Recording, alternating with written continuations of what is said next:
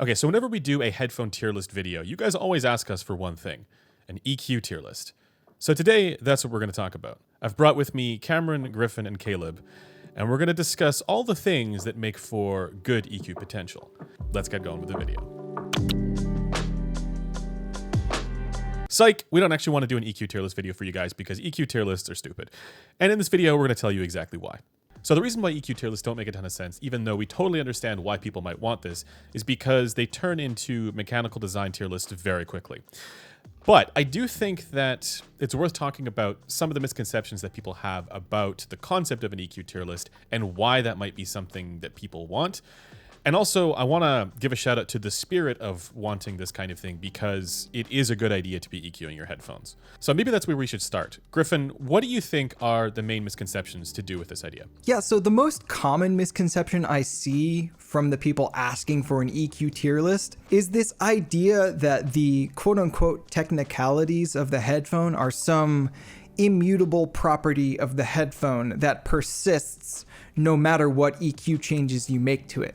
You can change a hell of a lot of what people call technicalities just with simple EQ, and not even with like many EQ bands or changes made. So I do think when people are asking for this, they're asking for what they think is a technicalities tier list because our understanding of technicalities is very deeply rooted in FR. We understand that by making changes to the frequency response, we will be changing most, if not all, of the technical performance of the headphone. I think at its simplest, an example of that is just the fact that you can make a headphone more technical by making it brighter. Even something as simple as a treble shelf will often, for many people, make a headphone sound more detailed, even though nothing about the headphone in terms of distortion or technical performance is changing. It is just brighter. I do want to give one little concession here, though, which is that it's often unclear what frequency response changes to actually make meaningful changes to whatever technicalities people are associating with their experience. This idea of technical performance persists even when you're making these meaningful alterations to the frequency response with EQ. I think we all have to keep in mind that not everybody perceives technicalities, quote unquote, in exactly the same way, right? So what someone might say, oh, I will EQ it in this way to get, this sort of response would not be the same as how another person might actually perceive it. The other thing I'd like to throw out there maybe is also to acknowledge the fact that some people do want to keep multiple headphones with their unique characteristics and just do minor, tonal balances, right? But that's not what we're talking about today. We're talking about like a EQ tier list from a, ground up overhaul sort of perspective. And with that in mind, I do think that there are better and worse headphones for applying EQ, certainly when it comes to applying what we would say is reasonable EQ. I've said this for a long time, and I think maybe you guys agree that it's a better headphone where all you need to do is add a bass shelf than one where you have to, spend all kinds of time, messing about with making fine-grained treble adjustments. That's where things get really, really difficult. Yeah, I think if you're looking for the answer to the question of what makes a headphone a good candidate for EQ, I think I can speak for all of us when we'd say, generally speaking, it's a case of find something that is comfortable for you to wear. That's a huge factor. And something where the treble in particular works well on your head. However that might be. Obviously your preferences might differ slightly, but find something where you don't need to go adjusting the treble and all sorts of, or many fine-grained band adjustments. Just something where the treble works reasonably well and you can just make some broader low-frequency adjustments. That's generally what makes a headphone good for EQ. But what makes one headphone a good candidate in that respect might be different for another person because, again, headphones behave differently on different people's heads. There is one spot I want to push back on lightly. Like I do agree that we should prioritize treble responses that are like maximally competent and listenable for the individual if we're focusing on a platform for EQ. But I do think that's kind of overly generous to headphones. Like I don't know about y'all, like I'm only speaking for myself here. I just don't tend to have much of a good time with headphone treble, period. And the measurements of treble on people's heads seems to indicate that it's kind of a minefield where very few people will get something like actually perfect or actually smooth. So I think while yes, if the treble is good for you, that's a great starting point, and you shouldn't really need to touch the treble if you're fine with it. There is a legitimate argument for going for a treble profile that, even if it has issues, the issues are basically just going to be cuts. So reducing energy in certain bands instead of having to fill in dips. Yeah, I guess I should just expand slightly, because I completely agree. But I guess a better way of saying it is you're never, as you said, going to get a smooth treble response with basically any headphone on basically any real head. Statistically, it would be a bit of a miracle. It's more just a case of finding something which you just happen to enjoy and that sounds okay to you. It's probably not going to be super smooth, but just finding one where you don't have difficult problems you need to correct or really want to correct is a bit of a good first step. And that's just it, right? We're talking about, in many instances, what kinds of colorations do people prefer? Because we know people don't prefer like perfectly linear, like anatomically correct sound. They prefer more bass, and they prefer, a certain coloration in the treble. Where I would echo what Cameron is saying is that if you find something where that really works for you, where it's imparting something that you really enjoy, that's better than something where you would need to try and create that effect. Oftentimes, I think people are confused about EQ. We'll say, you should be EQing your headphones, and then they'll look at, EQ profiles created by somebody else for somebody else, or they'll throw on an autoEQ or something from Squiglink, and really that's not what we're saying. We're saying identify the specific things, manually through trial and error, and make those adjustments accordingly. A good example of this would be, there's a recent video that we did called the EQ Challenge.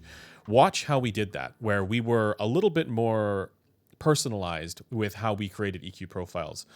That's a good way to approach it, where you say, okay, I have this data available to me, but I know that things might be a little bit different on my head, especially in the upper frequencies. Let's figure out how those things are different and then make adjustments accordingly. That's much better and going to give you a better result for the sound quality afterwards than just applying somebody else's EQ profile, whether it's mine, whether it's Oratory's, whether it's Griffin's, or something like autoEQ, for example. Yeah, so the reason I push back at all is because, yes, starting from that the treble is totally okay for me point is, yeah, great. Like if you find a headphone that works great for you in the treble, do that. But that doesn't mean you can't actually still improve it. Most of the sound quality improvement I've gotten with EQ that would ever, make me want to put one headphone over another in a hypothetical EQ tier list has been from EQing the treble very specifically. So even if you find something like, the Edition XV works really well on my head in the treble, there are still EQ changes I would make that would make it like both more pleasing tonally as well as more quote unquote technical. So I just want to make sure people know that even if something's good, it can be improved upon. I think that actually, on the note of autoEQ, as you put it, not possibly being a good idea, I think we should probably be a little firmer and say that autoEQ, in most of its implementations, is just outright a bad idea.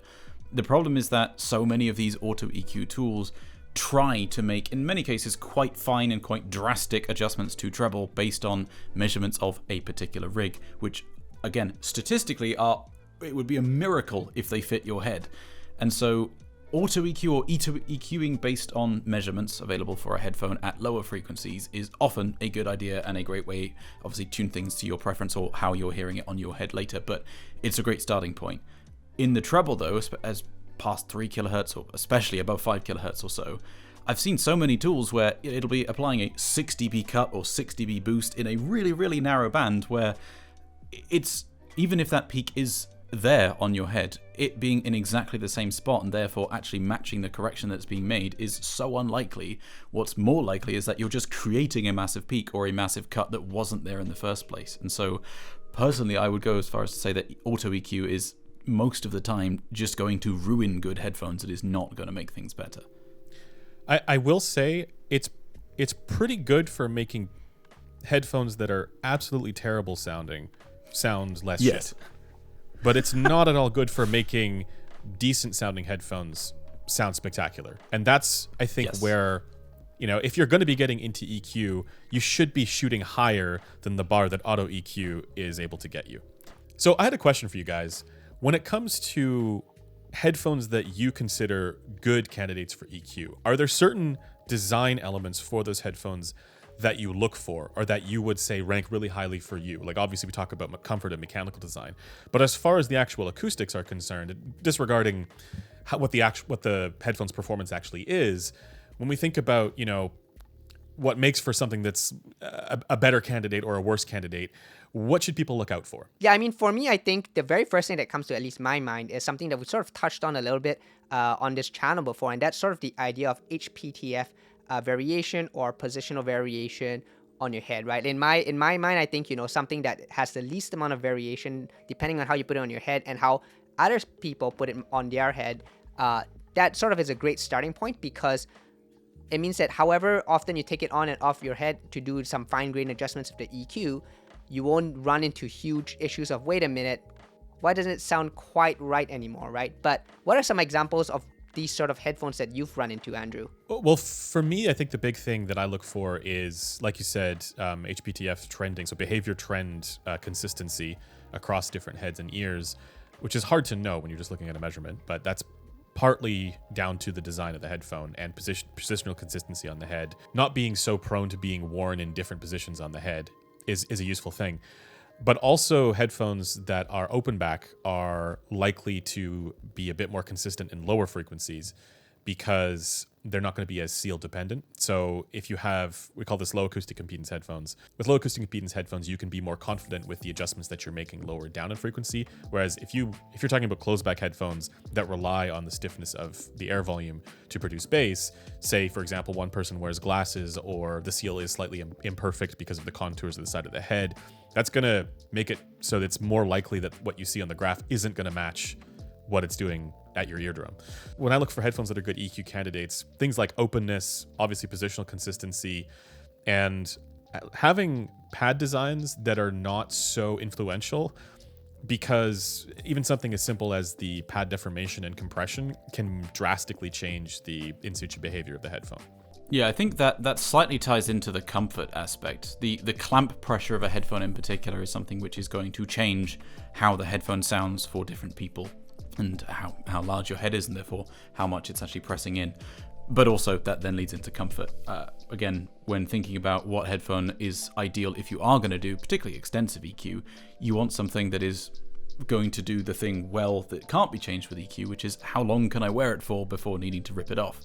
And so trying to find something which is comfortable without much clamp force so that it's going to be generally more consistent is definitely an ideal step. Are there some examples that come to mind of headphones where you would feel more confident about recommending them, specifically for this purpose? That's the thing with going into this wanting a headphone for EQ, because you're going to shape the sound. I feel like you do kind of have to know how you're going to shape the sound and what kind of presentation you want before you make a decision of, which one is going to be the best EQ platform. We've talked about this a lot, so I think we're all on the same page about this to certain extents. But for example, if someone's a bass head and they know they just want the most big, pressurized, thick feeling bass from their EQ platform, as much as I would love to recommend like an Edition XS or an Edition XV or some other E-Stat or something like that, things that are really open and consistent and whatever, I might recommend an Odyssey instead, because the feeling of the closed acoustic front volume actually does commit its own sensation to the bass, regardless of its magnitude or tuning. So I think if you're asking the question of, okay, what should people go for as an EQ platform, the person kind of has to know what kind of presentation they're going to be targeting. Because if someone is buying an EQ platform for that, I'm going to recommend an Odyssey. But if they're just going to want something neutral and kind of transparent, a more open headphone is probably going to be a better acoustic backdrop for whatever tuning choices they end up making. So yeah, while I agree basically with everything else you guys have said in terms of the acoustic factors we would ideally want for an EQ platform, I'm not sure it's a one-size-fits-all solution. What you just raised also creates another issue, which is that, for people who are like, oh yeah, that sounds great, those are like some of the heaviest headphones in the world, which is we wouldn't necessarily recommend. That's the thing though, like everything has trade-offs, right? Like the AutoZs will be better at giving that sensation of pressurized, thick feeling bass, but because they use a closed front volume, they are going to be more leak intolerant and more positionally inconsistent. So it's a trade-off game for sure, but I feel like once you know what you want, you can be more educated about which trade-offs you're ultimately happy to make. I think there's also something to be said for considering how much of an adjustment you're going to need to make for a headphone. Even if you find something which is comfortable, acoustically open, and good in all the other ways, and the treble response fits you great, if it's one where it rolls off at 50 hertz and you're going to need to add 15 dB of bass to get it to where you want, it's probably not going to be an ideal candidate. Distortion's not something which we usually talk about in headphones because A, it's not something which can just be chosen independent of frequency response. There's no two headphones with identical frequency responses but different distortion patterns. And also it's incredibly low anyway.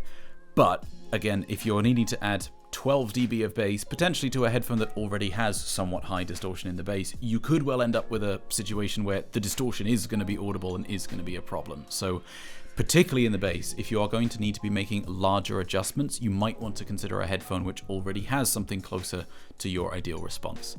And lower distortion headphones, planars in particular, if you are wanting more bass, are probably going to be better candidates than many dynamic driver headphones.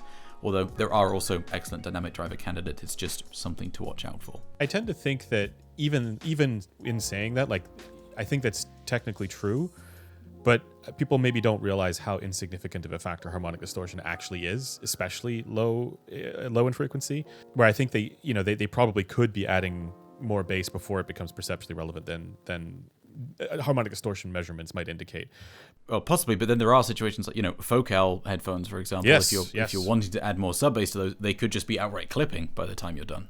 Yeah, so it does depend a little bit on things like excursion limits. But with all of this in mind, I think it's worth it for us to give maybe a little bit of a roundup of a couple of headphones that we would feel confident recommending as EQ platforms. My number one choice for this is actually the Sony MDR MV1, just because of how easy it is to EQ that and how comfortable it is. It's those two factors, right? Like it's a very easy headphone to EQ. It is not modal at all, and it's one of the more comfortable headphones that you can find in the market. And we will actually have I believe, Griffin, you're going to be doing at some point in the near future here a new video on the MV1, so make sure you guys are subscribed for that. That would absolutely be my number one choice too.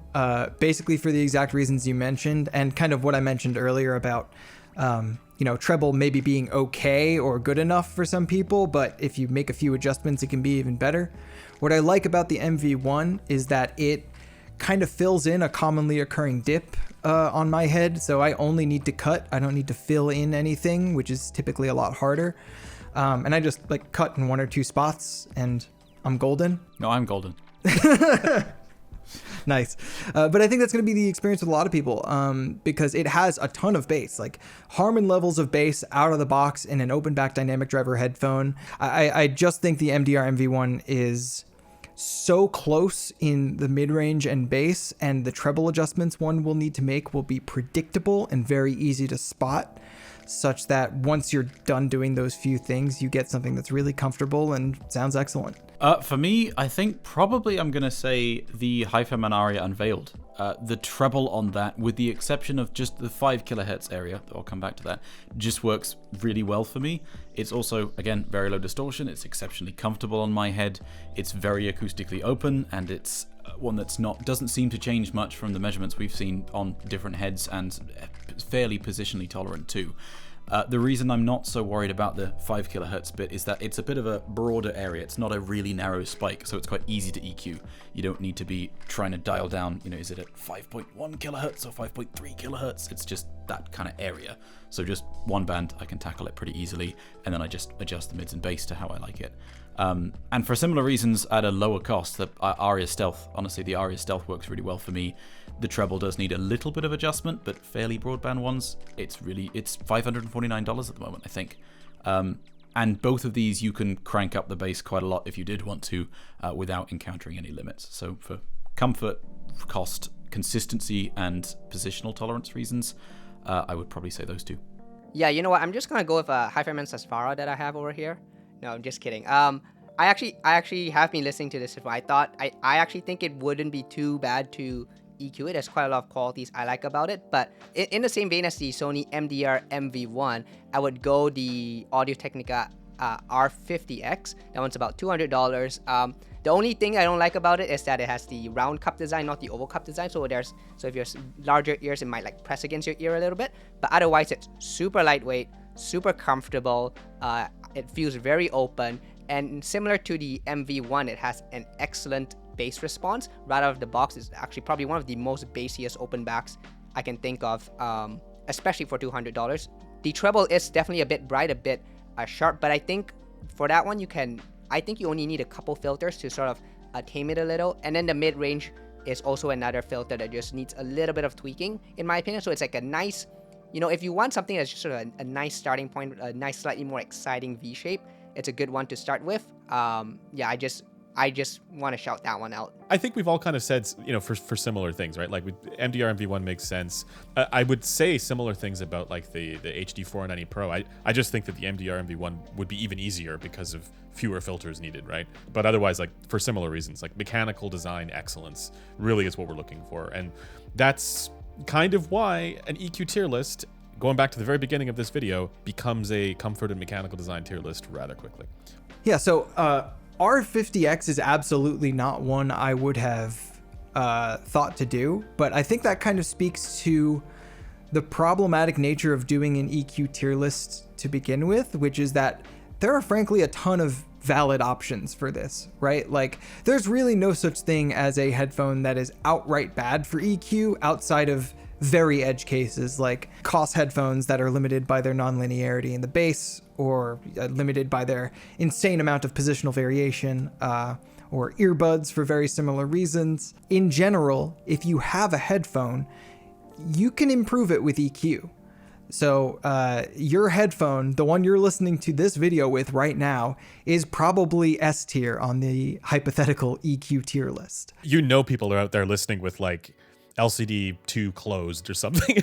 Look, they can EQ that to sound exceptional if they want. It's just going to take a little bit of time. So like that's another reason why we couldn't really do an EQ tier list, is because, you kind of have to set restrictions. Like how much time do I have to EQ? With enough time, you can EQ anything to be S tier, no doubt. The biggest determining factor for EQ quality, or the quality you can get with a headphone with EQ, is just time and practice. It's not something which you'll be able to get straight away, but spend time doing it. Fiddle about with stuff. Learning to EQ your own headphones properly, not just auto EQing based on a graph, is the single biggest thing that you can do to improve your listening.